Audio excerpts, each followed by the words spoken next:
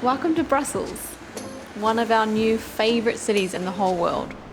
We're going to be spending the next few days exploring the city, ticking off some of the main attractions, the must-visit spots, eating our weight in food, finding the absolute best views, aimlessly exploring, and including a little bit of randomness as well. Yes! We'll have about 3 or 4 videos to share over the next week or so, but today is all about the food. So a quick heads up, you're gonna get hungry.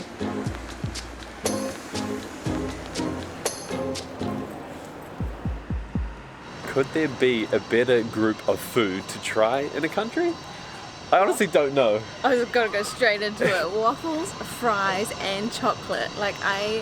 This is literally a dream come true. It's like, oh, well, I guess we better go out and try some of the food for the day then. Yeah, what a hard day.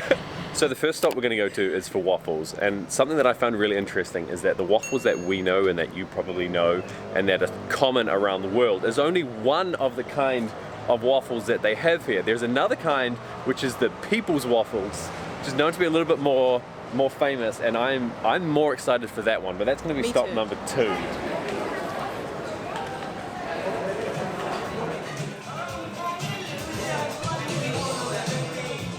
Okay, we finally found the place that we were looking for. Maps sent us in about 4 different directions. It turns out this place has like a couple of different stores, but this is the only one in Grand Place that you can sit down and actually try waffles.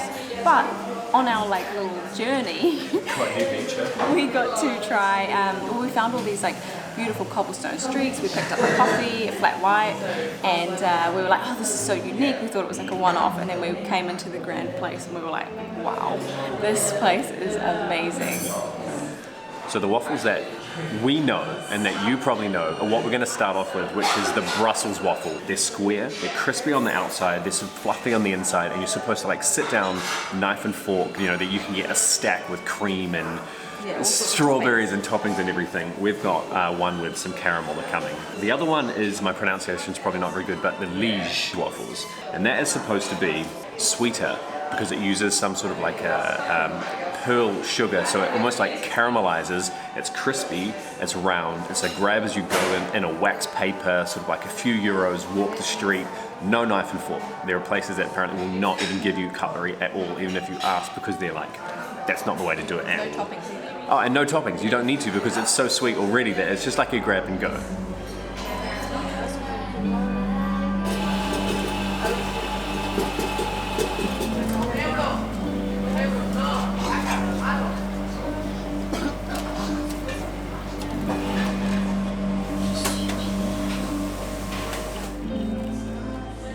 As expected, those waffles were incredible, but they were very much like what we know and love. So Kind of what we expected though. yeah, right? that's what we wanted to start with, the expected ones. And the place that we went to was just off the Grand Place.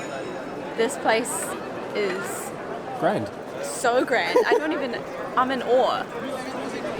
We will be coming back to properly show more of the Grand Place at some stage, and there's also a City Hall tower. We're hoping that we can get a private tour to the top of the tower so that we can get a view back down onto the square. But for now, it's all about the food, so we're on to our next stop, which is going to be, I think it's about a 5-ish minute walk to go and try the people's waffles. But the city does feel very walkable so far, doesn't it? Yeah. We haven't actually needed to use our Brussels cards yet. We haven't activated them yet, which we've got.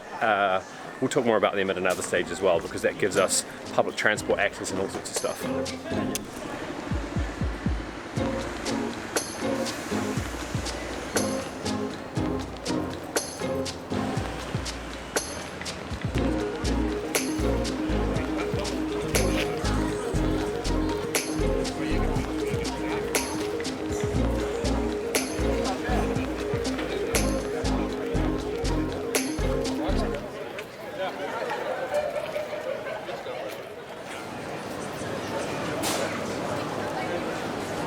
Heaven again.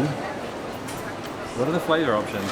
There is just vanilla, plain vanilla, raspberry, chocolate, where they like put chocolate inside the waffle, apple cinnamon, and some weird biscuit one.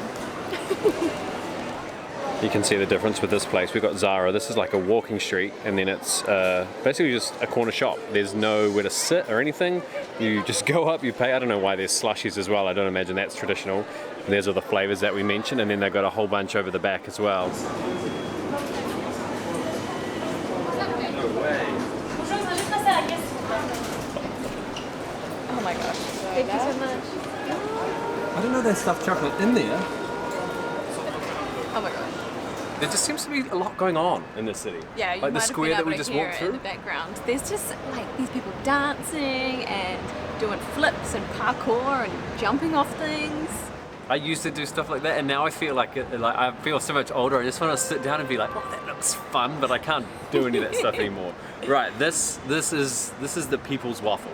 I have managed to somehow hustle the one that has the chocolate, and they literally they inserted the chocolate Wow, after it the was still fact. hot. Oh. I thought that the chocolate would have been like made inside of it. Sorry, I'm not focusing. I'm just, Okay, I'm just what wanting are to- you gonna try? What have you Okay, got? I've just got the plain vanilla one. Cheers. Cheers. Ooh. Oh my. This is so dense. It's like, it's kind. Do you know why I think I like it? Why? Because it's like a donut that's just been put into a waffle maker. Yeah. The vanilla one, or the non-chocolatey one anyway, is definitely crispier. And you can see it's a drier kind of pastry in there. And it's brioche-y. It's like the brioche bready batter, which is why these ones are so much sweeter by themselves. They apparently don't need Doesn't all need the the other. chocolate inside. I think the vanilla is the winner. Can you imagine just on a work day, just like on your way to work or something, you I honestly think quick grab one of these? I would be obese if I lived in Brussels.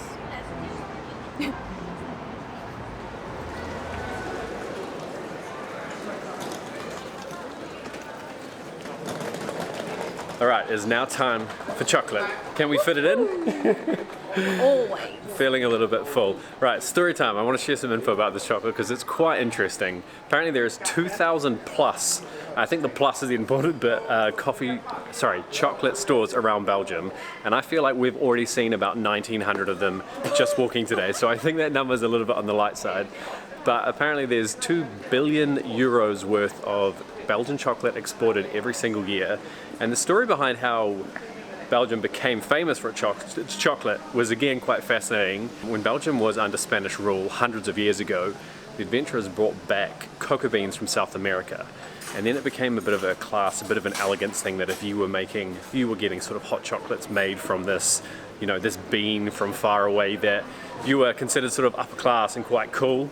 Jump forward a couple of hundred years, and the place that we're about to go to now, they invented the Praline in 1912, and for some reason that was the thing that got famous, that everybody then from that point on knew that Belgium was famous for its chocolate.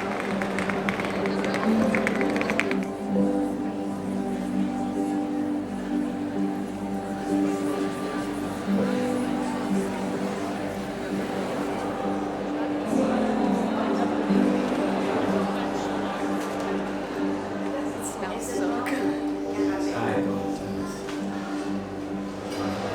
So the reason we went to Newhouse is because, like Dane mentioned, they are the inventor of the Belgian praline. We got 2 different types to try.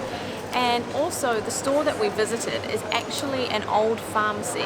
So back in the day they used to cover their medicine and their pills and stuff in chocolate to make them taste better.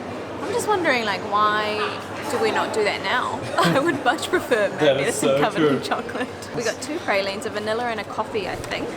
We don't know who's got which one, but it's going to be a lucky dip. Mine Cheers. looks like milk chocolate. Mine looks darker. Crunchy. Wow. Caramel around the outside, vanilla on the inside, chocolate is the coating. And it's like so crispy and it's dense as well. It's like a meal. Often you buy expensive chocolate and it just doesn't feel like there's much volume to it. Does that make sense?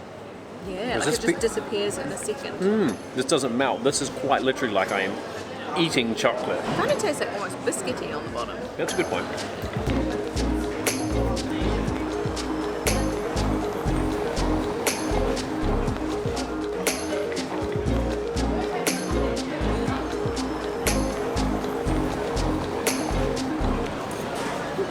scale there. What do we get your face?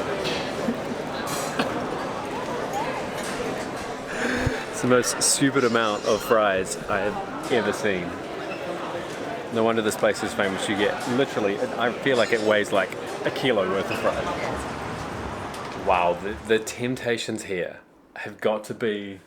I'm actually struggling to walk around. I feel like my eyes are bigger than my stomach. In fact, I know they are. But Also, like all the smells that you're like, oh, I'm pretty full, and then you smell, ooh, a waffle, ooh, chocolate, ooh, fries, and you're like, ooh, I could eat that. and there's just beer everywhere. There's this real sit outside in the sun, have Yeah, a it's beer. nice. It's this the temptations are absolutely huge here. And if you can't tell from our smiles all day long, day really one, like it. instantly, I feel like we've really vibed with this place. Mm-hmm. We haven't vibed with this entire packet of chips though.